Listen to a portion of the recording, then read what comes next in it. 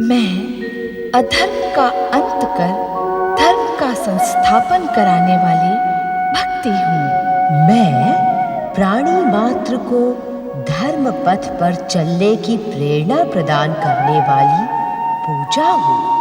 तारकासुर की भयानक और वरदानी शक्ति के सम्मुख देवगण परास्त होते हैं।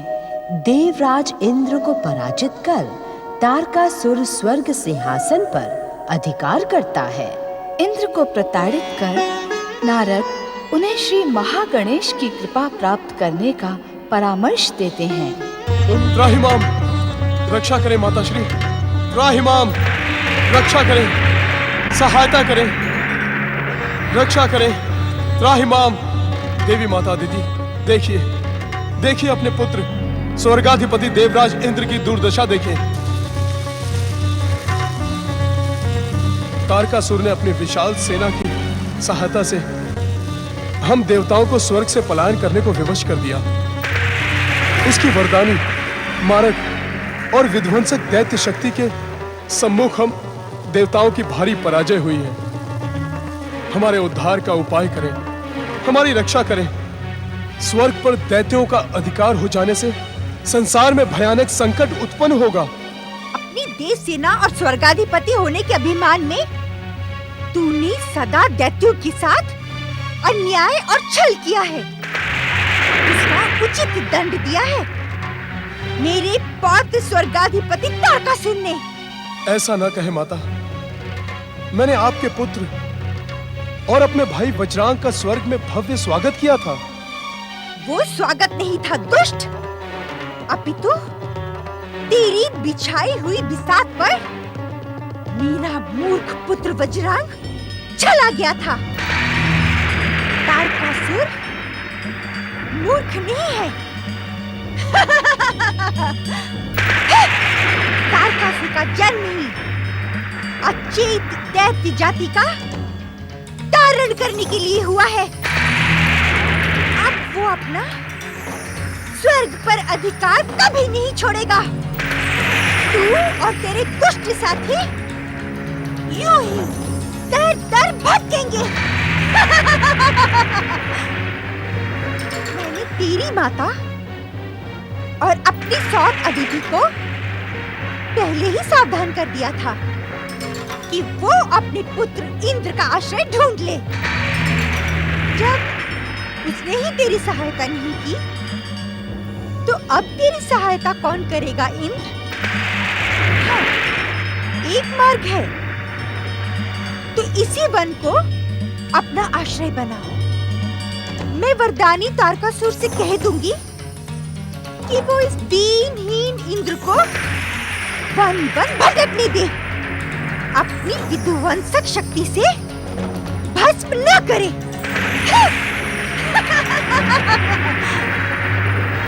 पुत्र, इस संकट का निवारण इस संसार में मात्र परम देव विघ्नहर्ता श्री महागणेश की आराधना से ही संभव हो सकता है। परम देव श्री महागणेश की आराधना का परामर्श देवर्षि नारद ने भी मुझे दिया था। तो नारद का परामर्श मान लिया होता और वहीं कहीं बैठकर श्री महागणेश की आराधना प्रारंभ कर दी होती। यहाँ आने की क्या आवश्यकता थी? पाखंडी ऋषि, तुम्हें मेरे पात्र स्वर्गाधिपति तारकासुर के दिव्य वरदानों का ज्ञान नहीं? उसे शिव पुत्र के अतिरिक्त संसार की कोई भी शक्ति समाप्त नहीं कर सकती। तेरे आराध्य विघ्नेश्वर श्री महागणेश भी नहीं। दीदी, तुम पति, बहन और बहन के पुत्र के प्रति सारे कर्तव्य भूल चुकी हो। अहंकार ने तुम्हारा सर्वनाश कर दिया है। तुम शिष्टता की सारी सीमाएं लांघ चुकी हो। मेरी तप शक्ति इसी क्षण तुम्हें भस्म कर सकती है दीदी। ये आप क्या कह रहे हैं स्वामी? अपने क्रोध का त्याग करें। क्रोध तो विनाश का लक्षण है। ये शिक्षा आपने स्वयं ही मुझे दी है। दीदी को शापित करके आप अपनी तप शक्ति को क्षीण ही करेंगे। इन्हें क्षमा कर दे ऋषिवर। अपने क्रोध का त्याग करें ऋषिवर। तुम एक ऋषि नहीं, महर्षि कहलाने के योग्य हो देवी अदिति। तुम्हारा धैर्य आदरणीय है, अनुकरणीय है, किंतु इससे कहो इसी क्षण इस आश्रम को त्याग दे, हमें अपने कर्तव्यों का पालन करने दे। सावधान, सावधान पाखंडी ऋषि। यदि तुमने मुझे आश्रम त्यागने का आदेश दिया तो मेरा पौत्र तारकासुर अपनी विध्वंसक शक्ति से इस संपूर्ण पृथ्वी लोक को विध्वंस कर देगा। ऐसा भयानक सर्वनाश होगा जिसकी तुमने कल्पना भी नहीं की होगी। अहंकारी दिति, जा मैं तुझे शाप देता हूं। शाप! आपको मेरी सौगंध ऋषिवर, दीदी को शापित करके आप अपनी तप शक्ति नष्ट ना करें। देवी अदिति, आप मुझे सौगंध न दें। यदि आज इस दुष्टा को मैं दंड नहीं दूं, तो भविष्य मुझे भीरु कश्यप कहकर पुकारेगा। आप अपनी सौगंध वापस ले ले देवी अदिति, आप अपनी सौगंध लौटा ले देवी अदिति। नहीं ऋषिवर नहीं, आप तो कहते हैं कि जीवन भविष्य की कल्पना में नहीं, अभी तो वर्तमान की कर्तव्य परायणता से जिया जाता है। भविष्य जो कहेगा उसे कहने दे, किंतु दीदी को क्षमा कर दे, दीदी को क्षमा कर दे ऋषिवर। ये पाखंडी मुझे क्या क्षमा करेगा?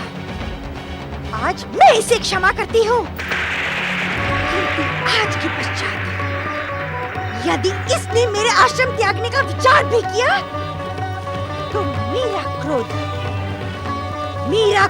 सब कुछ भस्म कर देगा। इस आश्रम पर मेरा भी समान अधिकार है, समान।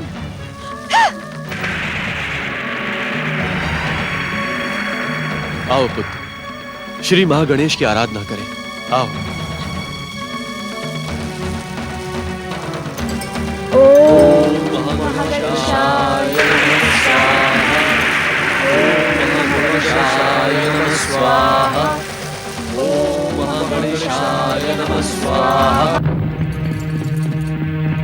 हे परमदेव श्री महागणेश, हे परमदेव श्री महागणेश, दर्शन दे, दर्शन दे प्रभु, दर्शन दे।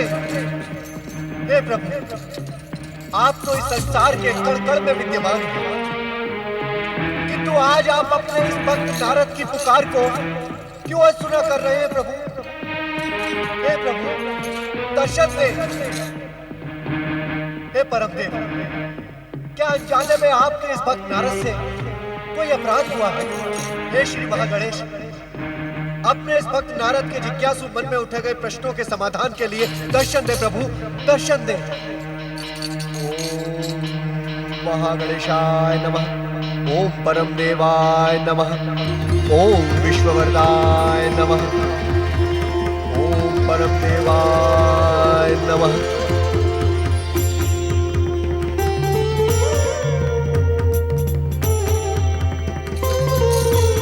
जिज्ञासु देवर्षि, ऐसा कौन सा प्रश्न है जो आपके मन को उद्विग्न कर रहा है?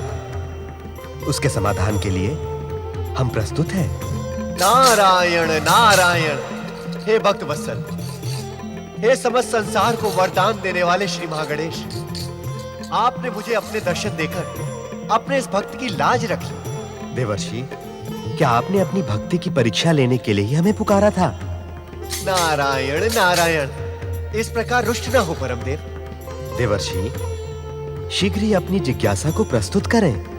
हे श्री महागणेश, क्या अपने परम भक्त ऋषि कश्यप के प्रति दैत्य माता दिति के अपमानजनक व्यवहार से आप भी खिन्न हैं? देवर्षि, भगवान और कहीं नहीं अपितु अपने सच्चे भक्तों के हृदय में ही निवास करते हैं।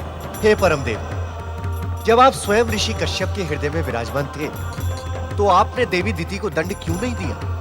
देवर्षि, समय से पूर्व हम किसी को कुछ भी प्रदान नहीं कर सकते। वास्तव में दिति ने हमारे परम भक्त कश्यप का नहीं, स्वयं हमारा अपमान किया है, क्योंकि भक्त तो भगवान का ही प्रतिरूप होता है।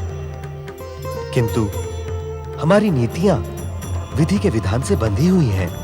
नारायण नारायण, ये आप क्या कह रहे हैं परमदेव? आप तो स्वयं विधि के विधान हैं, विधाता की लेखनी है। इसी कारण तो स्वयं द्वारा रचित विधान का पालन करना हमारा परम कर्तव्य है। देवर्षि, यदि हम अपने ही बनाए विधान से विमुख हो गए तो संसार उसका पालन कैसे करेगा? किंतु किंतु क्या श्री महागणेश? देवर्षि, कश्यप जैसे सच्चे भक्त का अपमान करके दिति ने अपने साथ साथ समस्त दैत्यों के सुखद भविष्य पर पाप रूपी कलंक का तिलक कर दिया है। समस्त दैत्य जाति को यह पाप भोगना ही होगा। धन्य है आप श्री महागणेश, धन्य है आपका न्याय, धन्य है आपका विधान, और धन्य है आपका स्वयं द्वारा रचित विधान का पालन। नारायण नारायण। देवर्षि, आज्ञा करें परमदेव। ब्रह्मदेव के वरदान के अनुसार तारकासुर का वध शिवपुत्र द्वारा ही होगा। आप इस रहस्य से अनजान नहीं है देवर्षि कि शिव की शिवा और कोई नहीं किंतु स्वयं देवी पार्वती हैं। शक्ति स्वरूपा देवी पार्वती का विवाह महादेव शिव के साथ अटल है। इस समय महादेव शिव कैलाश त्याग कर हिमाचल राज्य में ही अपनी योग साधना में लीन हैं। अर्थात श्री महागणेश, आप हिमाचल मैना के साथ देवी पार्वती के मन में शिव दर्शन की प्रेरणा जगाएं। धन्य हुआ श्री महागणेश, मैं धन्य हुआ, ये सोचकर कि आपका ये परम भक्त आपके किसी काम तो आ सकता है। नारायण नारायण। देवर्षि, हम जानते हैं कि अभिनय की विविधता और चतुराई की प्रस्तुति में आप सर्वश्रेष्ठ हैं। हमें ज्ञात है कि इस समय आपके मन में और एक महाप्रश्न उठ रहा है, तो भूमिका बनाना छोड़कर उसे भी पूछ लें। नारायण नारायण। हे परमदेव, आपके सामने अभिनय करना तो ओखली में मस्तक देने के समान ही है। नारायण नारायण। प्रभु, किंतु इतना अवश्य बताएं कि स्वयं आपने शक्ति स्वरूपा देवी पार्वती को पुत्र रूप में दिव्य अवतार धारण करने का वचन दिया है। हमारा वचन तथा उसका पूर्ण होना अटल है देवर्षि। प्रभु, आपके वचन की पूर्णता के साथ शिवपुत्र तो आप ही होंगे, किंतु क्या असुरराज तारकासुर का संहार भी आप ही के द्वारा होगा? देवर्षि, आपने अपने अभिनय की चतुराई को प्रस्तुत करके स्वयं हमें ही निरुत्तर कर दिया। गंग गंग गंग गंग गंग। ऐसा ना कहे परमदेव, क्योंकि कर्ता भी आप ही है और कारक भी आप ही। मैं क्या कर सकता हूं? देवर्षि, आपने तो भविष्य का प्रश्न पूछा है, जिसका उत्तर भी आपको कुछ समय पश्चात स्वयं ही मिल जाएगा। कृपा करके धैर्य धारण करें। जो आज्ञा परमदेव, जो आज्ञा। जिज्ञासु देवर्षि, आपके कार्यों का निर्धारण हो गया है। अब आप शीघ्र ही प्रस्थान करें।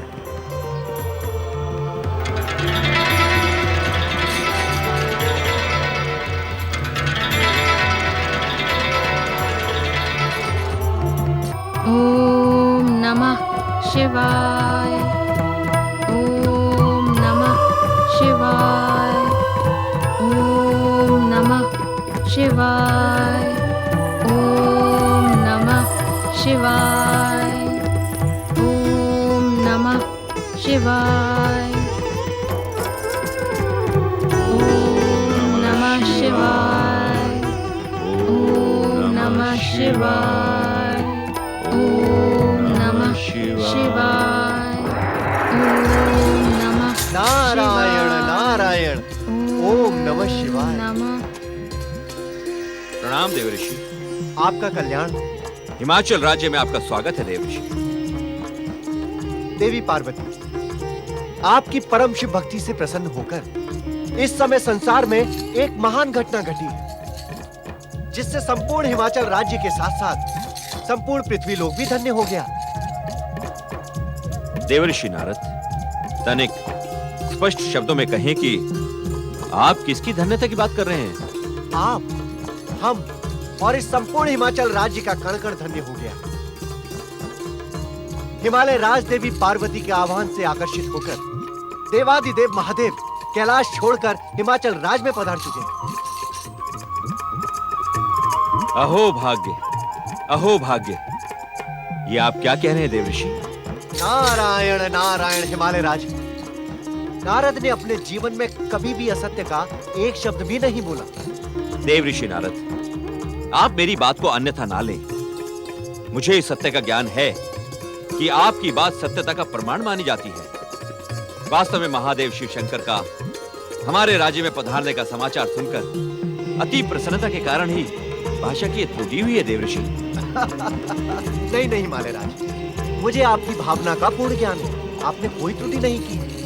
देवर्षि, आप हम पर सदा कृपा करते रहे हैं। आज पुनः हम पर कृपा करके हमें महादेव शिव शंकर के दिव्य परम पावन दर्शन करवा दें।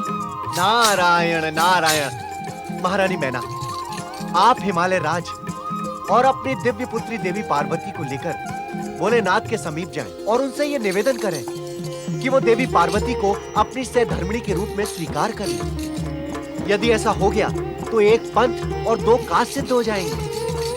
अर्थात?